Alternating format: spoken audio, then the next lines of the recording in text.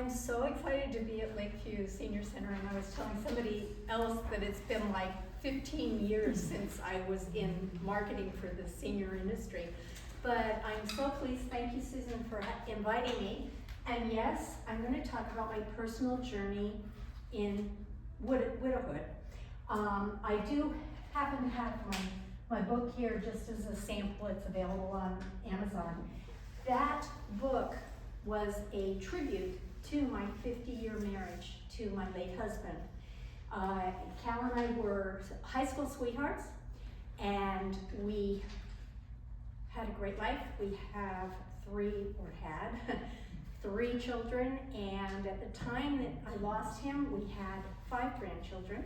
We now have a 6th one, and that's a whole miracle story. That's a video in itself. But I'm here to tell you about my widowed journey, but also at the same time, the hope and what can come later. And was your name Ann? Yeah. No, Barbara. Barbara, I don't know, I was No just problem. listening there. But I know you can relate to me as to what widowhood is. My journey was over a 10-year period, but up until the last week of his life, my husband was pretty active. He was still driving, he was out there. And obviously we were the same age because we met in high school. And that year we were going to be celebrating our 50th anniversary. And that's why in my recovery period, I was working in hospice as the director of volunteer coordinator for hospice. And there I got a lot of tools in handling that first year of widowhood. But I had a lot of losses that year too. I lost my husband in January. Over the year, I lost our 2 cats. Animals are very important, so that was a loss. And then in August, I lost my disabled brother, who we had put on hospice because of a cancer situation. And so that was a really tough year for me, but I was determined to move forward. And the first thing I did, because let's see, my husband Cal died the year before COVID came. In many ways, I started to see why I was thankful about certain situations. And one of them was I was thankful that he wasn't here for COVID, because he would have said, well, I'm gonna go get my pizza anyway, you know, and that kind of thing. And then the isolation would have really done a lot of damage for him. He was very outgoing. And so that first year, we didn't have COVID. I was working full time, I was still going to work, but COVID set in. And what COVID did was, at first, we were working in the office, but then the 2 of us who were the oldest office workers, so to speak, the social worker and myself, we were sent home for our own health and safety. And being the director or the outreach coordinator of the volunteer department, volunteers weren't allowed to go out and see their patients. But I was blessed with the situation where Medicare requires hospice companies to have a volunteer coordinator. So I was still working full-time and being paid full-time, which was such a blessing, especially in a place where a lot of people were cut back hours or losing their jobs. So I'm very thankful and I feel very blessed for that. But the loneliness, and that's kind of the topic of what we're talking about, the loneliness started to get to me. So I got on Zoom. I had to learn the equivalent of Zoom for my hospice position, because on Wednesdays we always connected and talked about our patients. But the Zoom, I was in a networking group going around, and we had in-person meetings where I met other people who were in different businesses, and we supported each other. Very similar to what Susan was talking about. If somebody needs a long-term care professional, she has a current person who is involved in that, or assisted living, that kind of thing. Mine was a little bit more broad, but I brought hospice to the business community and the awareness, and I was always looking for my hospice volunteers. But that was all in person. When COVID started, we all had to switch to Zoom, which was very unusual for most of us. And I stayed in that arena all the way up until January of this year.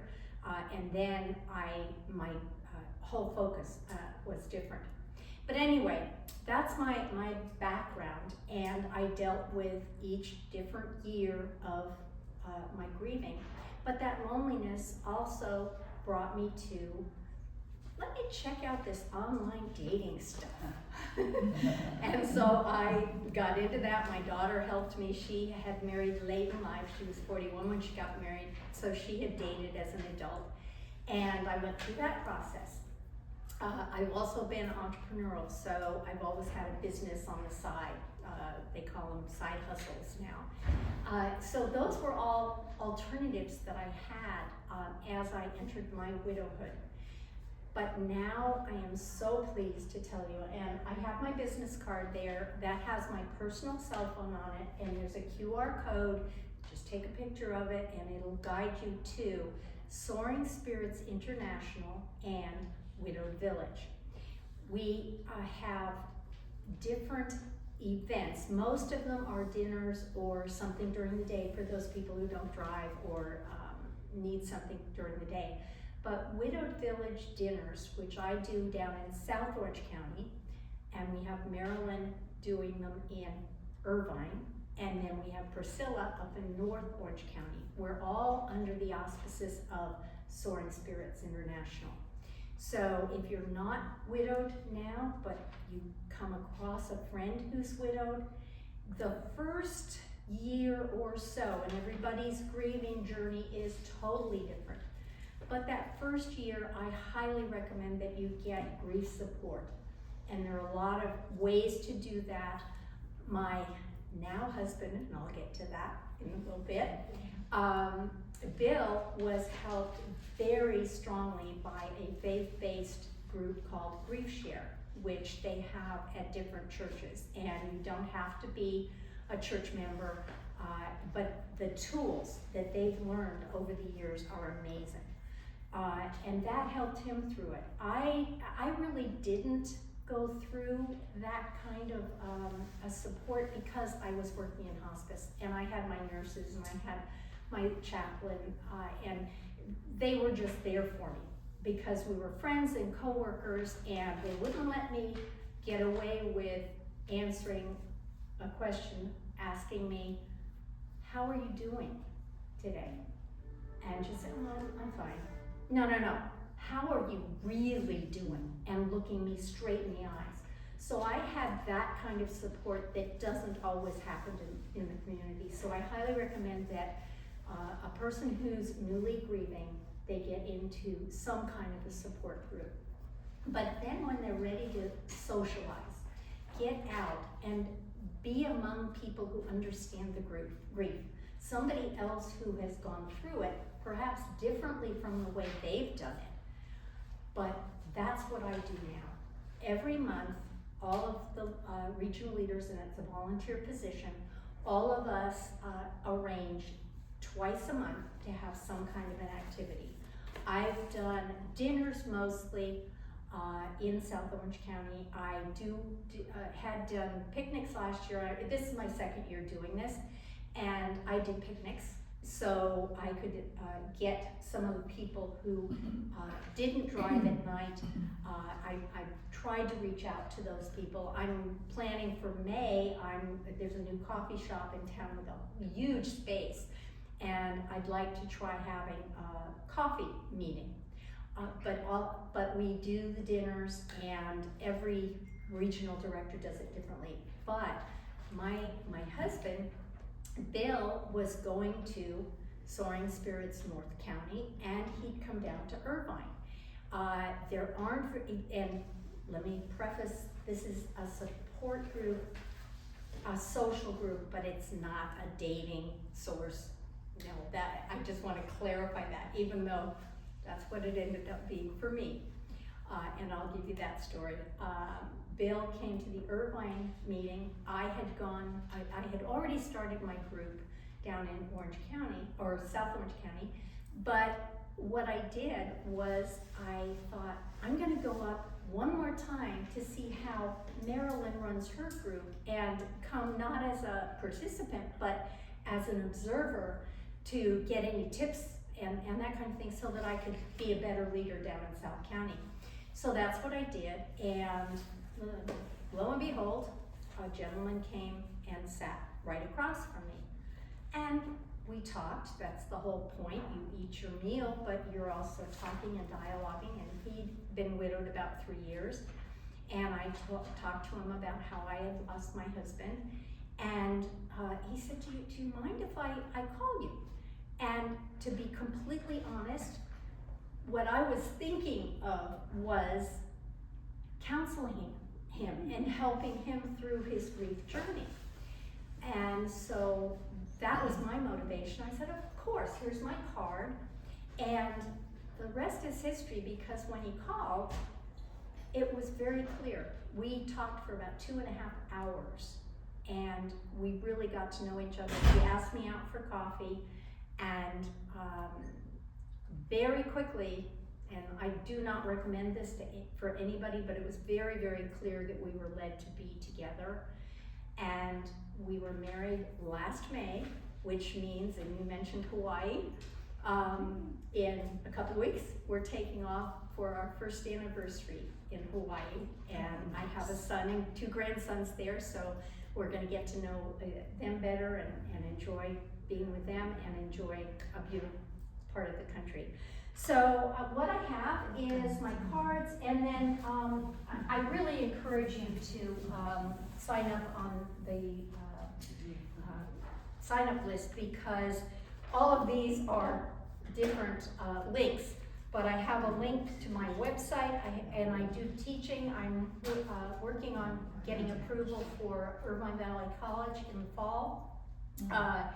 But I have Widowed Village, I have my Facebook, and I have Instagram.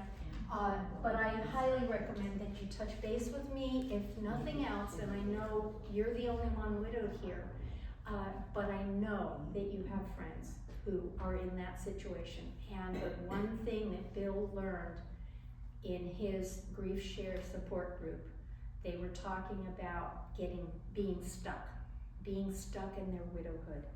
And he made the choice, he verbalizes it, that's not what I wanted. So he moved forward. And for me, I'm just not the type that's gonna let anything negative stop me. That's just my personality. So understand that grief and grieving is a journey, but I encourage you to get our information, stay in touch with Susan, she's got referrals, and if I can help anybody in any way. One thing I forgot to say, Soaring Spirits wants to protect the widowed population. And so, and this is something that's a little hard when I post in the community. We require everybody to join Widowed Village. And by that I mean there's no cost, but we are being ensured that the person who wants to come to our events is truly widowed. In my area, and I don't know how the other gals do, but down south, I will have coffee with someone who is not comfortable giving personal information like a death certificate and that kind of thing. And that's approval too. So I just encourage people, keep my information for when you need it. Thank you so much for having me. Thank you.